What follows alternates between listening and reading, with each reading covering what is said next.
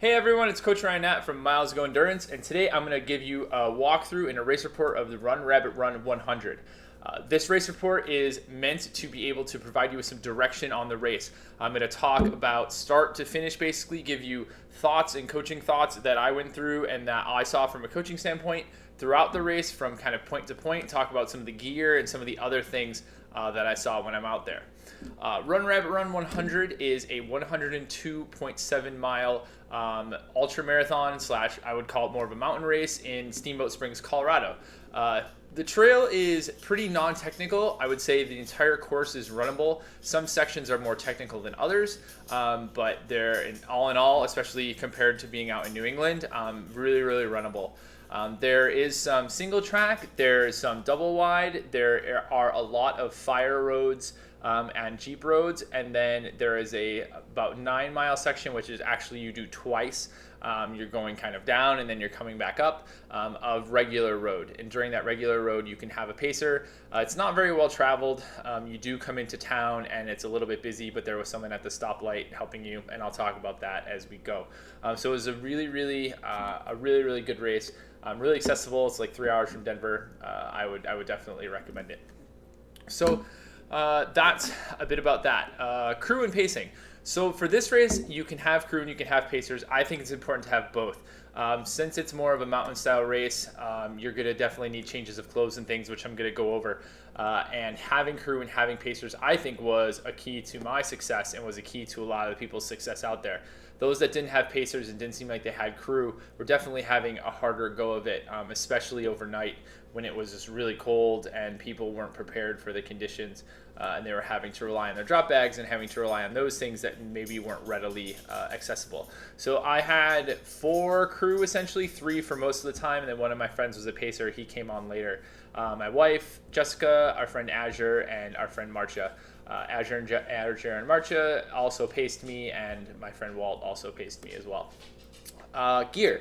So you're really going to have 2 types of or 2 different races at Run Rabbit Run, and really 2 different races at most 100-mile races that are held in the mountains. So held really above, 7 races that are held with a good amount of the race above 7,000, 8,000, 9,000 feet, and especially overnight. You're going to have 2 separate races. Basically have a day race and a night race, and those conditions in the gear are very, very different. So during the day, I wore a simple t-shirt. I had a simple light jacket, and I always just wear a buff around my neck. I did carry poles because of the terrain and use them pretty much the entire race. These are Black Diamond Ultra Distance Z poles. These were the first edition that came out about 3 years ago. They're really simple. They come in 3. They snap into 1. They're just a little wound up at this point. You snap it, you pull. Life is good. And then when you don't want it anymore, you just simply undo it and you got it like this. So I either carried them or I carried them in my pack. In terms of pack, I wore my Salomon vest with 2 water bottles in the front. I still can't get the hang of this guy because for some reason it makes my chest hurt. I don't think it might be the sizing. I might have to go up to the extra large. I'm not that big of a guy, but we'll see. But a liter of water was fine in between all the aid stations. I didn't have an issue. At night, I switched and went to the Innovate 24-liter pack because it had more room to carry all of the things that I needed, which I'll show you. And then for my footwear, I wore Innovate Rocklight 243s. I wore these the entire race. I did not change them. I changed my socks once. I wore Injinjis. I changed them at mile 42, and that was the only time I changed them. No blisters, no nothing. Again, this is all stuff that I use to me. I think poles are important for this race. I think a really good vest with a liter. I don't think you need any more of that than any more than a liter of water. I think it's just going to be too heavy. Is going to be great for you. Okay, now let's talk about the race specifically. The race starts at 8 o'clock in the morning on a Friday. So Thursday night they have the race briefing, and you pick up your packets, and then the race starts Friday morning. 2 groups, tortoises, hares. Tortoises are 36-hour finishers and can have pacers and use poles. They start at 8 o'clock. The hares are basically the people out for the money because there's prize money. They start at noon, and they have 30 hours to finish. Those are the main differences. So I was with the tortoise group. So I'm going to look on this side. So now we're going to kind of walk through the race. Okay, so the race starts in town, or the race starts in the ski village, the mountain village, and it's an interesting start. So you go and you're kind of start climbing already, and then you're going to climb a big ski hill. So you're going to climb a ski hill for about 2 miles or so. So you climb one black diamond, you come to the top, run along the road a little bit, and then climb another black diamond up to the top of the gondola. Your crew and your friends can get in the gondola. They can buy a gondola ticket, and they can go up to the top, and then they can watch you as you're running up. So you can be able to see them. So I saw everyone about 2.5 miles into the race, gave them a couple things I thought I was going to need, I did not need, and then was ready to roll. When you come to the top of the gondola, you're then going to follow a dirt road, and that dirt road will take you to mile 4.4, which is the first aid station in Mount Werner. All of the aid stations in the race are very well stocked. The volunteers were incredible, so I won't have to say that for each aid station, but they were awesome. Each aid station had multiple tents, and at night they also had warming tents where they would have heaters and chairs set up around them, so you could be able to warm your hands, warm your gloves, and do whatever you had to do within the warming tent, change any clothes, and all of that. The aid stations and the volunteers were absolutely incredible. So you get to the top of Mount Werner, and then you're going to go from the next section, which is Mount Werner to Long Lake. So this section is really runnable. It's right through the trees. There's a little bit of snow, and you are able to really open it up here. There are some climbs and some descents, but you're just kind of winding along. The trail will jut out a little bit. You run along a ridge, jut out a little bit, run along a ridge, and then roll into Long Lake. What you're going to do is you're going to come down from where you're running and start running on a single track path out to Long Lake. You'll see Long Lake, you're going to run along it for about half a mile, and then you're going to come to the Long Lake aid station. The Long Lake aid station you will see 3 times during the course of the race. It is a very good place to leave a drop bag because you will see it at mile 10, you will see it at mile 53-ish, and you will see it at mile 90 something, 89.9. So you're going to see it you're going to see the beginning, the middle, and the end basically. So if you leave a drop bag, this is a good place to have a very accessible drop bag for you. So you're going to come to Long Lake. I got all my stuff I needed, turned around, and you're going to head back out exactly the way you came. Now you're going to run down the single track about half a mile, like I said.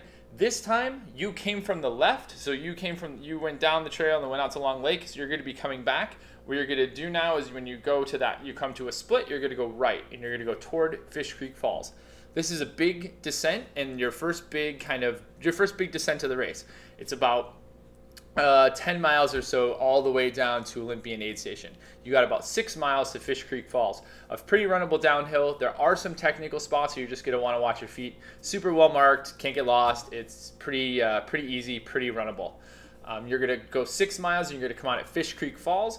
You can have a pacer here because you're going to be running along the road. So I had my friend Azure pace me because why not? Why wouldn't I run with someone and just have some fun and chat and see my friends? So Azure took the shuttle to Fish Creek Falls, which was new this year. They had shuttles. Took it there, and we ran down the side of the road, on the left-hand side of the road, all the way down to Olympian Aid Station. So it was about 4.5 miles on the road, nice and easy. Olympian Aid Station is an important aid station you will see twice. It is the first time you get to see your whole crew. So your crew will have your things there, and then we will do a lollipop loop essentially after this, and you will come back and see it again. And it's the big aid station you'll see before you head out for the night. It's a very big area. It's on the base of a ski jump. So inside, there's a huge area where you could stretch, lay down. There's a bunch of benches, tons of food, bathrooms for men and women that you can change or use the bathroom, and be ready to roll. Jess and everyone set up, for me, they set up outside. So I was able to sit down for a minute, grab some food, go inside, and get what I needed. It's a really great aid station.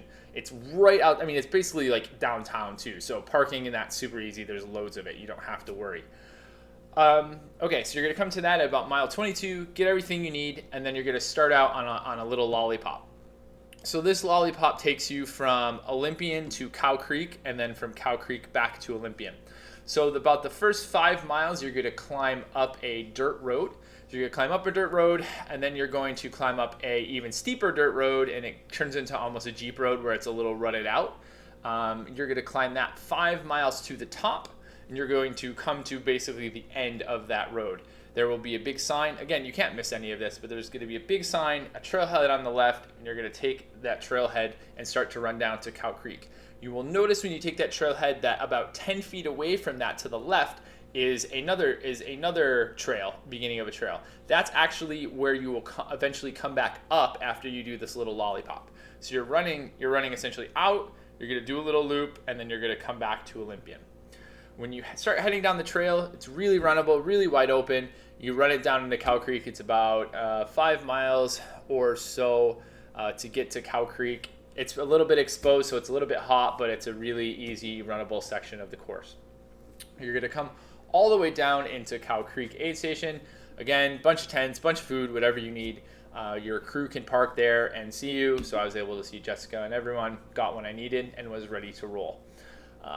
This section, you may want to grab a headlamp if you're on the slower end of the spectrum, because it is possible that you will come into Olympian after it starts to get dark. So you may want to grab a headlamp here at Cow Creek, because you'll have about 11 miles or 12 miles before you get to another aid station. There is a possible water stop. Our water stop ended up going dry, so we didn't have any water at that point, but it could be available, but there's no crew or no manned aid stations before you get back to Olympian. When you leave Cow Creek, you're going to run along a dirt road, pretty flat, for about 2 miles. Then you're going to hit a left, and you're going to head up the trail back up toward that top of that Jeep road that I was talking about. It's about 6 miles up there. It's super runnable. It's definitely a hill. You're definitely climbing, but runnable or hikeable at a very hard effort. Very, very little technical terrain, pretty wide open, single track, so which is nice. And you can run it all the way up to the top. When you get to the top, you're going to make a right, and you're going to head back down that dirt road, back down that Jeep road to Olympian. I say back down, but really there's about 3 or 4 big kind of dips, rollers, that you forget about when you're going out to Cow Creek. But as you're going back to Olympian aid station, it got a little bit more rolly than I thought. Really runnable though. I mean, you can run the whole thing pretty much down. There's a water stop that was supposed to be there, as I said, but it was not there for us. Okay, now you're coming into mile 42. This is the most important aid station, I think, of the race. And even if you're faster, even if you're slower, you got to be ready at this aid station. At this aid station is when you need to prepare for night. It will be cold at night during this race. It will be windy in the mountains. It will be cold in the mountains. It will be easily below zero, below 32, below freezing, and you need to be prepared. What I did was I switched off my Salomon pack about 10 miles before that, because it was just bugging me a little bit. And I had my Innovate pack, and I had 4 upper layers and 2 bottom layers of clothing. For the upper layers, I actually have them here. The upper layers, I had a Mizuno Breathe Thermo, so a long sleeve base layer. I had a t-shirt to go on over that. This is just a tech shirt. This is my Silver Rush shirt from this year. I had my quarter zip craft windproof, really thermal layer. And then I had, I had my down jacket to go over that. So that was my 4th layer. I had those 4 things, and I had them in my pack. I left Olympian with my long sleeve and my t-shirt on. And then on my bottoms, on my lower body, I had my 3/4 man prees from Nike, and then I had my Windstopper pants from Mountain Hardwear. So I wore these on the bottom, especially when I got up to the top. So when you leave Olympian, you need to have everything you need for night. Warm gloves, warm hat, and absolutely warm clothing, because it's going to be cold, especially on that climb, and it's going to be cold when you get up to the top and you're running along after you pass Long Lake. It gets really windy because you're kind of coming to the top, and there's a couple open areas where the wind just whips right through, and that made a lot of people drop. So at Olympian at mile 42, take exactly what you need, take your time, change, get the food and stuff you need, and get ready to roll. After you leave Olympian, you're going to climb back up the road that you came down, so you're going to climb back toward Long Lake. So I had a pacer there. You can take a pacer from 42 on till the end of the race. So I took my friend Azure from 42 to 46, and then I met my friend Marcia at Fish Creek Falls at 46, and she took me from there through the night. So at this point it was 10 o'clock at night, and this is when the tough part begins. You have a big climb from Fish Creek Falls up to Long Lake. It is cold, it is dark, it is technical now because you're hiking up the other way. You're tired, you've been up for 12 hours, 13 hours, 14 hours, so you need to make sure you've got enough fuel in you, and you need to make sure you're warm enough. I was pretty warm till we got about 3/4 of the way to Long Lake. Then I got really cold, super tired, started questioning why I'm doing this, and had a pretty bad dark spot. So make sure you have those clothes. My hands started to get freezing. I couldn't feel my fingers. It was a really, really tough little spot. About a mile later, we ended up in Long Lake aid station again. So I said, this is an important aid station. This is the second time you're going to be there. It's night. I didn't need anything because I knew I was going to carry it with me in my bag. Long Lake had a big fire. It was awesome. I sat down next to it. I warmed up. They had tons of warm food, and I was able to really get back at it and then head out.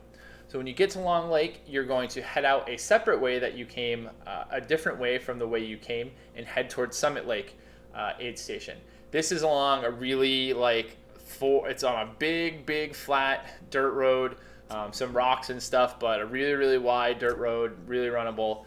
You get about 500 feet of climb in 5 miles, but super runnable. We hiked and ran it, and it was a really, really good section to prepare coming off that big climb and then in between the big descent.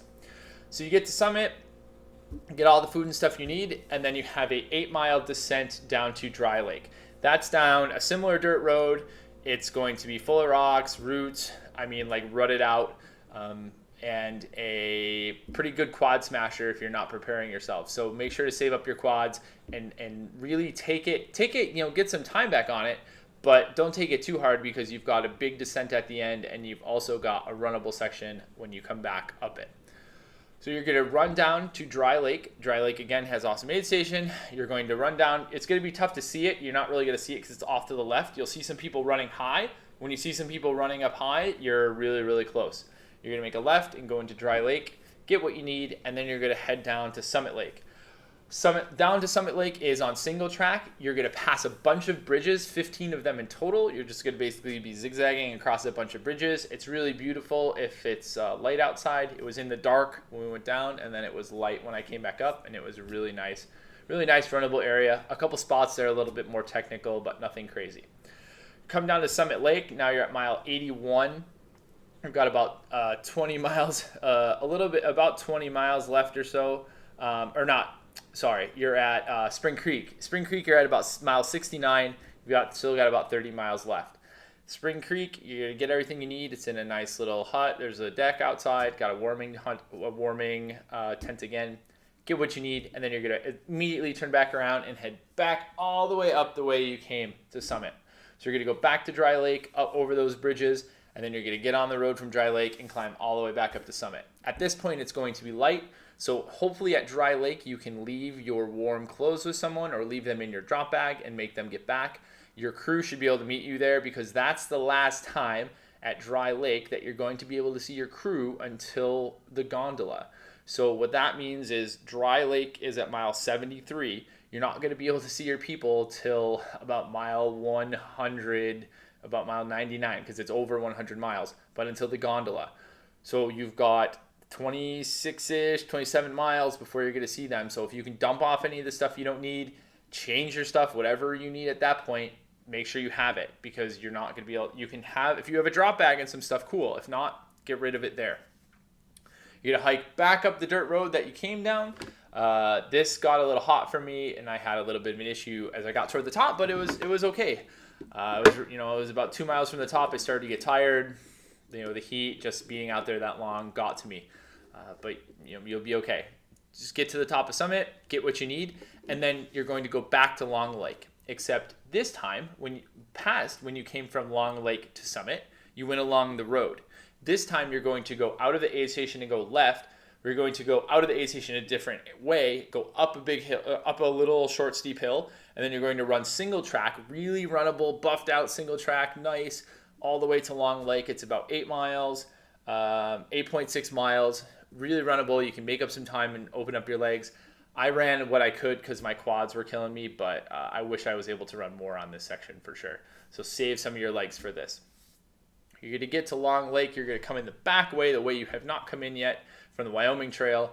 Get what you need, and then you've got 12 miles to the finish. This section from Long Lake to Mount Werner, which is the second to last section, was the worst part for me. And it was the worst part for a lot of people. And it's not the worst part on paper. It's actually very easy. But the trail just kind of keeps doing this. And then you go up a little bit, and then you're thinking you know where you're going, and then you go out this way, and then you come back around, and then you go this way, and then you go back around. And at this point, the 50 milers start coming past you, so you're getting off the trail. So be prepared for this section mentally, because it was a big mental challenge for me. You get to Mount Werner, and then you have 6.5 miles to go. It is longer to go to the finish from Mount Werner than it is from the start to Mount Werner, because you're not going to go down the Black Diamond Hills, because you would just fall on your face and it would be terrible. So now you're going to run the road all the way back down to the bottom and to the finish. A cool part of this race are your friends can ride the gondola up. They can come run down a little bit from the gondola and meet you, and then everyone can finish together. So Azure, Marcia, my wife Jessica, and Walt, who was pacing me, the 5 of us all were able to finish the race together. So we started our descent down the Jeep hill, or down the road toward the gondola, met up with them. They walked a little bit up toward us. We ran through a wedding, got a couple high fives, and then all of us started down toward the finish. We got about a mile from the finish. You run down the road, run down the road, run down the road. We got about a mile from the finish. Jessica turned behind me and said, "Someone has 100 bibbits running." I started sprinting toward the finish. They started sprinting toward the finish. Everyone started sprinting toward the finish. It was pretty awesome. I think I ran my fastest mile of the day at mile 102. I was pretty happy with that. It's kind of a long finisher chute, so it looks like you try to come into the village, and then the finish is still like a mile or half a mile up that way. So just be ready mentally for it. You'll be running along, and then you get to the finish. You'll be running along the side of the houses, and then you'll basically see exactly where you started, and then you're going to come across the finish line. And then you basically hug the designated hugger, and you get your buckle, and you get a gigantic, like double-sized beer mug, and you can fill it up as you want to. So that's the review of Run Rabbit Run in terms of the course. I thought it was a great course. The volunteers were incredible. The aid stations were incredible. The marking was super good. You can't get lost. A couple people I heard took wrong turns, but you just have to know where you're going at like the 3 spots. Like the markers tell you exactly, it'll have an arrow and it will say to Mount Werner, aid station 17, instead of going toward Fish Creek Falls, aid station 4. And someone went the wrong way, and like you're going to Mount Werner, so you just have to be at least semi-awake to understand where to go. I also think they got a wrong direction, but you can't really get lost. The support in that was really, really incredible, and it was a very beautiful course and a very doable course in terms of 36 hours. So that's the basic review. If you have any questions, any feedback, anything you want to know specifically about the race that I experienced, go ahead and post a comment here, or you can email me, ryan@milestogoendurance.com, or you can find me on Instagram, on Twitter, both at Ryan Knapp. Hope you enjoyed it. Hope this helps out if you're planning on Run Rabbit Run. It's a really doable race. Make sure you've got the gear that you need. Make sure you've got the warm weather clothes that you need, and you'll be A-okay. Thanks for watching. Let me know if you have anything else, and I'll talk to you soon.